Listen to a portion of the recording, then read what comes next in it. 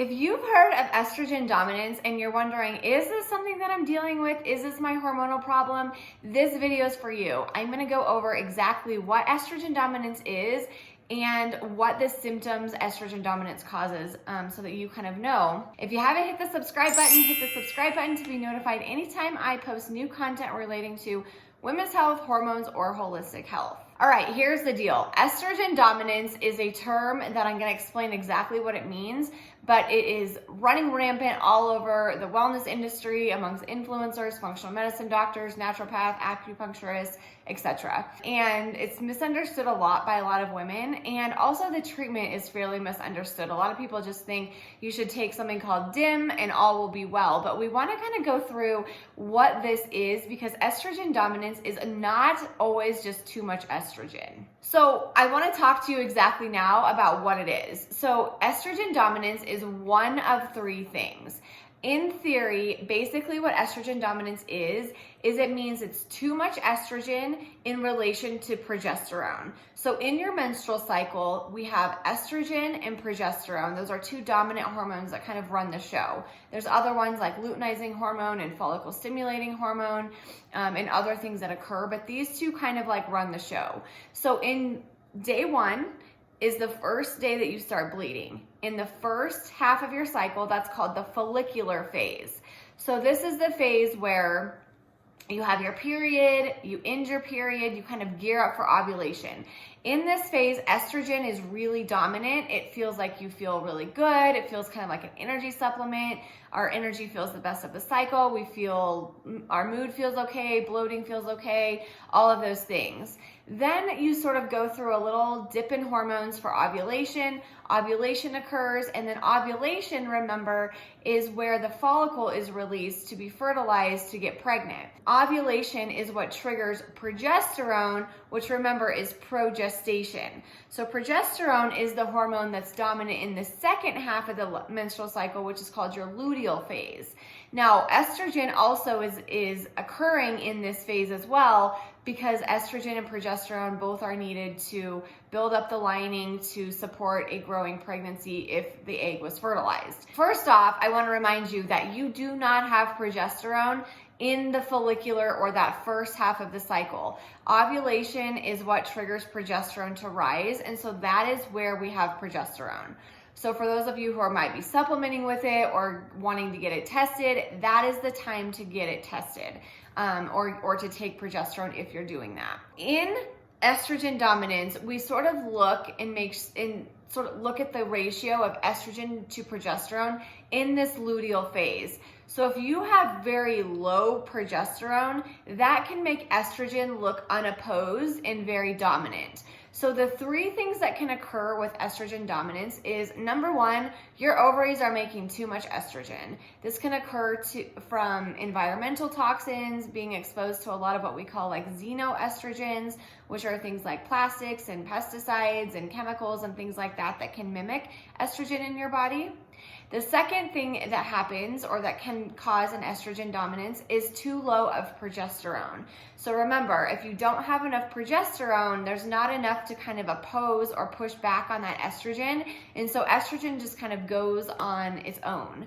So it can look very dominant when maybe your ovaries, if you got them checked, the hormone in your body through a blood, saliva, urine test, maybe estrogen actually looks like it's in the right range, but you're having all these estrogen dominant symptoms that we're going to talk about. It could be due to low progesterone. The third thing that can happen is that your liver or large intestine or gut health are not in a great place. So remember that hormones are little chemical messengers that your brain tells whatever organ or gland to go do their job.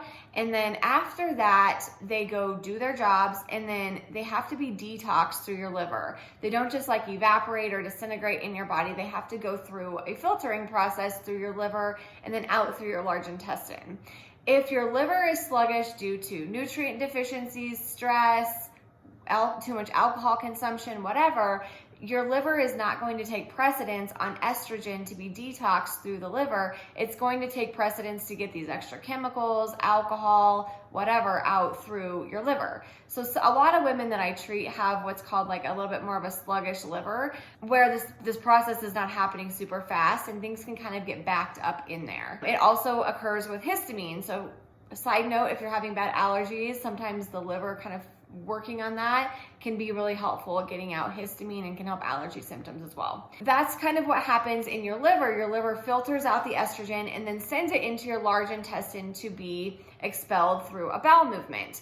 If you're not having a bowel movement every day, what's ever sitting in that colon or that large intestine can sort of get reabsorbed and have to go through that process again, which can make things again sort of backed up. So I want to recap that. You can actually have too much estrogen, you can have too low of progesterone, or you can have a sluggish liver or bowels that are not doing a great job, or gut health. So, and you also could have a combination of all of these three things.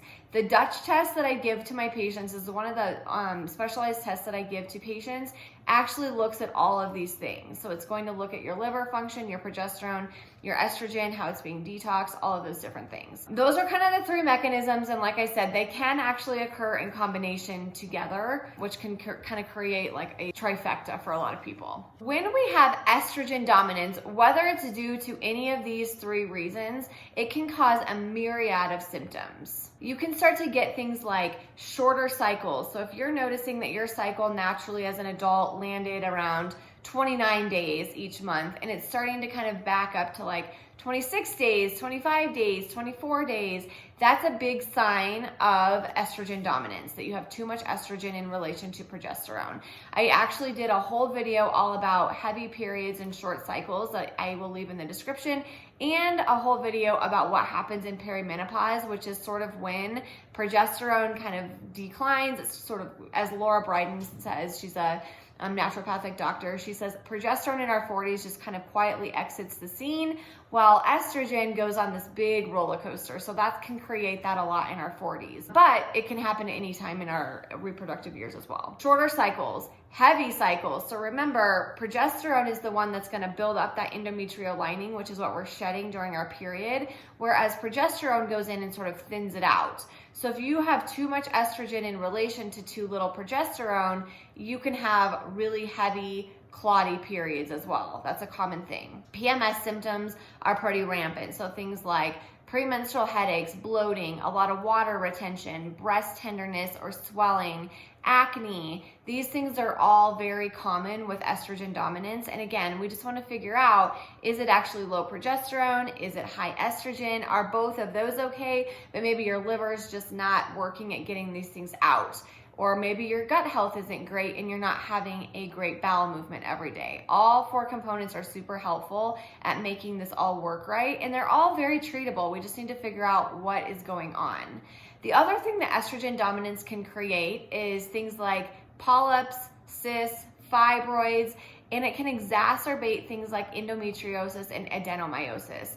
This is a more immune system inflammatory condition, adenomyosis and endometriosis, so it's not just caused by estrogen, but estrogen does feed that tissue, so it can exacerbate it for sure. Okay, so you're like, yeah, I think this might be what's going on. I'm having a lot of these symptoms, a lot of PMS, my periods are kind of a wreck, I'm not feeling great in that luteal phase, that phase from ovulation to my period. I sort of have like 2 great weeks a month and then 2 terrible weeks a month. This is probably what is going on. The biggest thing is that we need an individualized treatment. I don't want you to just go on the internet right now and find like an estrogen support formula, because there are, like I said, 4 different components that can be causing this, and we need to figure out which one is which, because we don't want to lower estrogen levels, for example, if you don't have high estrogen to begin with. So this is a big thing that I see. A lot of patients have, kind of gone to people who maybe are uneducated or unqualified, or maybe just started taking like estrogen support formulas or period support formulas. There's a lot of different like supplements on the market for that. But a lot of women with estrogen dominance actually do not have high estrogen. And estrogen, we want it in the right ratio. So we don't want our estrogen to go too low, or we risk, anovulation. Bone estrogen helps prevent against osteoporosis, osteopenia. It helps protect our brain and our heart. Estrogen is important. And so if you don't have high estrogen, you don't want to use something aggressive like DIM, calcium D-glucarate, those types of formulas, because that can plummet your estrogen level pretty quickly. You really want to make sure that you're going to somebody qualified, you're getting testing done to know what's going on. You can get the Dutch test, which is a dried urine test. It's great at looking at all of these components, but you also can get some blood testing done too, and do it, 7 days post-ovulation to get your estradiol and your progesterone checked. That's a good way to kind of look at least at the ratio of those two and make sure that that's okay. Again, it's not going to necessarily look at the liver or your gut health, but we can kind of, if you're not having a regular bowel movement, that's definitely something that every day, that's definitely something that we want to address for sure. So some options that you have are, like I said, DIM, calcium D-glucarate. These two things are great for if your estrogen level is actually high, helping that kind of get regulated. Something like sulforaphane, which is it's a constituent in cruciferous vegetables, is really great at helping your body to detox estrogen and manage those levels. In a Dutch test, we look at several different detox pathways, and without getting way too sciencey in this video, without showing it, it can help really regulate these detox pathways to have less symptoms, like things like fibroid cysts, polyps, breast tenderness, PMS, heavy periods, all of those different things. Beef liver is great for this because beef liver, one of my very favorite supplements is beef liver, because we just don't eat it as a society very often, but it's one of the most nutrient dense foods on the planet. I know it sounds gross and that's why we don't eat it, but if you take it in capsules, it's not gross, you can't taste it at all. But one of the factors of estrogen dominance, like we've mentioned before, is the liver function. And due to stress, liver can start to get a little bit more nutrient deficient. So we need certain nutrients like B vitamins, choline, glycine, magnesium, to be able to run the liver correctly and efficiently. So if you're stressed, you might be deficient in some of these things, or not eating a great diet, something like that. And so taking beef liver can actually give you a lot of your B vitamins, some choline, some things that big nutrients that can help your liver function better. Things like I mentioned, magnesium, glycine, choline. Choline is in eggs. So if you're eating a wide variety of nutrient dense foods, you're probably going to be getting these things. Magnesium is a little tougher to get through the diet. Things like dark chocolate, nuts and seeds, things like that have magnesium, but it's just a little bit tougher. About 50% of Americans don't get enough magnesium. So I do recommend supplementing in some form of magnesium for most people, whether that is an Epsom salt soak or topical lotions or sprays for magnesium, or something oral like a magnesium glycinate is my favorite. It can help. Magnesium does like over 3,000 different functions in the body. And so it's super, super helpful for so many things, but also detoxing is one of them. Also, something like Vitex or chasteberry berry, they're the same thing, is really helpful at actually helping your progesterone. So like I said, if you are having a normal amount of estrogen, but your progesterone's just not high, we want to figure that out, which I've done a lot of videos all about progesterone. So you can check those out if you feel like your progesterone's low. If you are spotting for more than 1 to 2 days before your period, your progesterone's probably dipping off too fast and can be a little bit low. So that's sort of like a most common red flag of that. But if you are spotting, you definitely want to get, checked out if you have a polyp, a cyst, something like that too. So don't just take that to mean low progesterone, but it is a big sign of low progesterone. So Vitex chasteberry berry is really helpful at reestablishing that brain to ovary connection, helping boost progesterone a bit. Evening primrose oil and vitamin E also are very helpful at supporting progesterone levels. And last but not least, you guys, we want to find out why. We want to know, why is your estrogen so high and why is your progesterone so low? Why is your gut health off? Why is your liver sluggish? A lot of these things have to do with stress for sure, especially the low progesterone, gut health, and liver function. So working on stress management, looking at your life in that way can be super, super helpful at figuring out where this is all coming from.